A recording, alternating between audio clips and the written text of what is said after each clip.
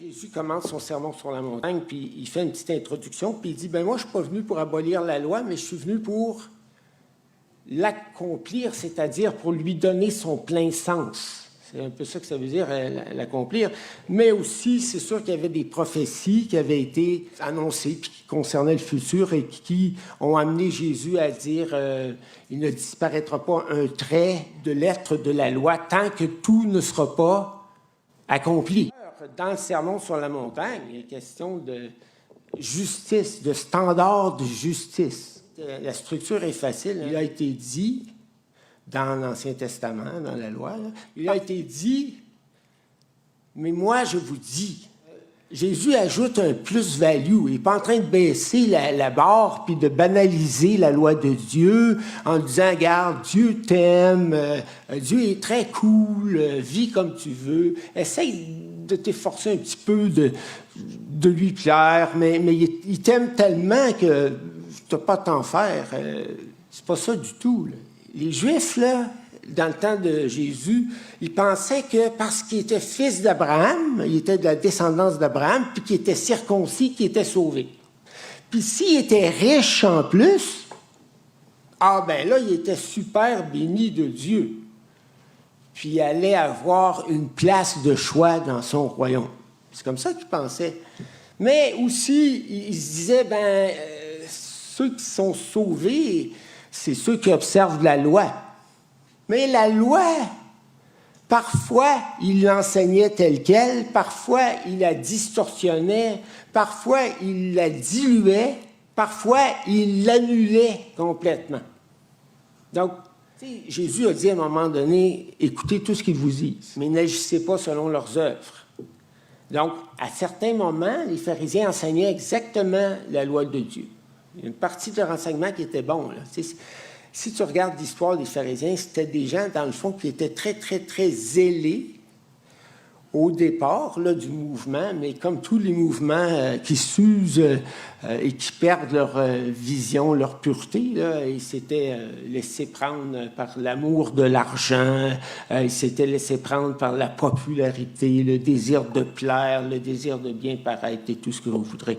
Jésus dit que ta volonté soit faite. Si tu ne sais pas ce que ça veut dire, tu as juste à retourner dans le sermon sur la montagne.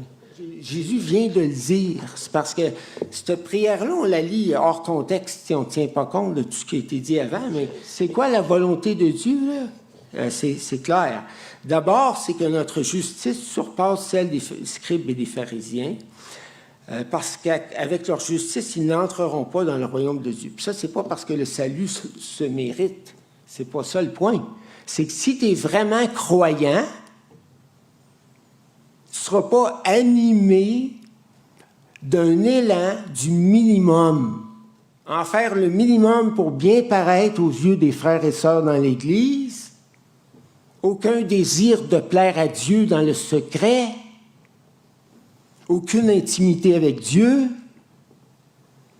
Non, si tu es vraiment un croyant, un vrai croyant, et que tu laisses de plus en plus de place à Jésus dans ton cœur, tu vas aimer la loi de Dieu, tu vas aimer sa volonté, tu vas chercher à la faire.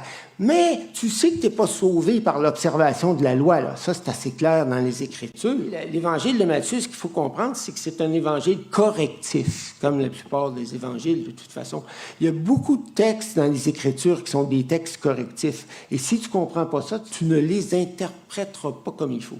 Oui, Jésus met beaucoup d'accent dans Matthieu sur les œuvres. Pourquoi? Les pharisiens s'étaient mis en tête, malgré leur enseignement, là, malgré ce qu'ils disaient, ils ne mettaient pas grand-chose en pratique, puis ils pensaient qu'ils étaient sauvés, puis ils s'étaient trompés eux-mêmes, puis ils trompaient les gens du peuple. Et Jésus leur a dit, si vous êtes un bon arbre porte du bon fruit, et un mauvais arbre porte du mauvais fruit, ne peut pas porter de bons fruits. C'est comme ça que vous allez reconnaître les faux prophètes. Ils parlent beaucoup, mais il n'y a pas de transformation dans leur vie. Si vous avez la chance d'être leur voisin, regardez-les de près. Pas grande différence avec les non-croyants. Je ne parle pas de nous autres, là. Je parlais des pharisiens. Mais non, vous autres, je vous connais, frères et sœurs. Je sais que vous êtes dans les hauts lobbies de la spiritualité. Donc, la justice, selon Jésus, c'est quoi? Ça commence avec les relations. L'Ancien Testament ne dit pas de meurtre, mais Jésus a dit pas de colère. Pas juste pas de meurtre, pas de colère contre ton frère, pas d'injure, mais un désir réel de réconciliation avec tous ceux qui t'en veulent. C'est ça? L'adultère, la loi de l'Ancien Testament, l'acte d'infidélité, le geste, là, il faut que tu couches, ça prend le geste. Jésus, l'infidélité qui commence dans le cœur, c'est du cœur des humains que viennent les mauvaises pensées, les meurtres, les adultères, les vols. Donc le péché, même si tu n'as pas commis de geste, peut être très présent et tu peux le nourrir dans le fond de ton cœur. Divorce! Ah, Moïse nous a permis une lettre de divorce. Enseignement de Jésus, lettre de divorce pour adultère seulement. Puis quand on dit adultère, c'est peut-être pas même juste un accident, là, mais peut-être une relation adultère qui dure et perdure. Ça, c'est pas mentionné, mais les Juifs donnaient des lettres de divorce à leur épouse pour n'importe quelle raison. Manque de sel dans la soupe, pas assez de vinaigrette dans la salade. Le gars se lève de mauvaise humeur un matin, il veut changer de femme, il s'est levé avec un nouveau désir. Lettre de divorce, garde Moïse, dans la loi, nous a permis d'écrire des lettres de divorce. Donc tu peux t'en aller. Puis laissez-moi vous dire que la femme divorcée, là, elle n'avait pas beaucoup de soutien dans la société. Parce que, tu sais, les gens avaient de la moralité quand même, un peu comme au Québec, là, dans les années 40, là, tu sais, donc... Qu'est-ce qu'on faisait, hein, Margot, avec les filles mères? On les cachait dans les couvents. Parce que les familles en avaient honte et tout. Ouais, après ça, Jésus parle de loyauté. Il dit là, quand tu t'engages envers le Seigneur, là, arrête de jurer puis dire oui, Seigneur, je le jure, je vais faire ci, je vais faire ça. Jurer par le ciel, par la terre, par l'autel, par tout ce que tu voudras. Arrête de jurer. Que ton oui soit oui, que ton non soit non, c'est-à-dire dis la vérité. Puis si tu dis la vérité, tu n'as pas besoin de dire « Ah, mais là, t'es témoin que je m'engage, hein, puis je jure que je vais te le remettre, cet argent-là, puis que... » Jésus a dit « C'est assez, là. Soyez loyal, intérieurement. Comment répondre au mal qu'on nous fait? La loi de l'Ancien Testament, œil pour œil, dent pour dent. » Puis, vous savez, l'œil pour œil, dent pour dent, ça peut nous sembler barbare, mais c'était une grosse amélioration par rapport à ce qui se faisait dans la société. Donc, ce n'était pas une loi d'abus.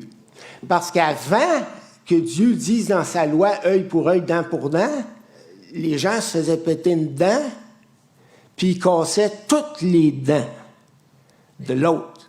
Toutes les lois de l'Ancien Testament, même les lois concernant les femmes et tout, il n'y a rien de restrictif. Tout améliore ce qui se faisait dans les nations païennes autour. Là. La parole de Dieu apportait des standards plus élevés que les standards dans la société. Ça, c'est important à comprendre, mais Jésus, lui, il dit, regarde, on va aller un petit peu plus loin que ça, là, on ne va pas aller avec l'œil pour œil, dent pour dent. Bon, comment traiter nos ennemis? Dieu nous a dit dans sa loi qu'il fallait aimer le prochain, ceux qui nous aiment, là, puis haïr nos ennemis. Haïr ses ennemis, c'est difficile à retrouver dans l'Ancien Testament. Ça, je pense, c'est les pharisiens qui avaient déduit dans leur logistique, là, que si on aimait nos amis, donc on avait le droit de haïr nos ennemis, parce qu'il n'y a pas de verset là, dans l'Ancien Testament qui correspond à ça comme tel. Au contraire, dans Proverbe 25-21, c'est dit même de faire du bien à ses ennemis. Mais Jésus dit, regarde, tu vas répondre au mal par le bien. Tu vas aimer tes ennemis, tu vas les bénir, tu vas leur faire du bien, tu vas prier pour eux, pour ceux qui te persécutent, afin que tu ressembles à ton Père qui est dans les cieux. Ton Père céleste, car il fait lever son soleil sur les bons et sur les méchants, puis il fait tomber sa pluie. Puis là, prenez-le pas comme la pluie des ouragans, là. Non, de la pluie qui fait pousser des plantes dans le désert, là, puis qui te permet d'avoir de la nourriture. Dieu est bon avec ceux qui croient en lui et ceux qui ne croient pas en lui. Tu dis, notre Père qui est aux cieux, que ton règne vienne, que ta volonté soit faite. Puis là, le père, je suis certain qu'il répond, mon enfant, je veux que tu deviennes comme moi. Je veux que tu me ressembles. Moi, je fais du bien aux méchants. Alors toi aussi, tu vas faire du bien aux méchants.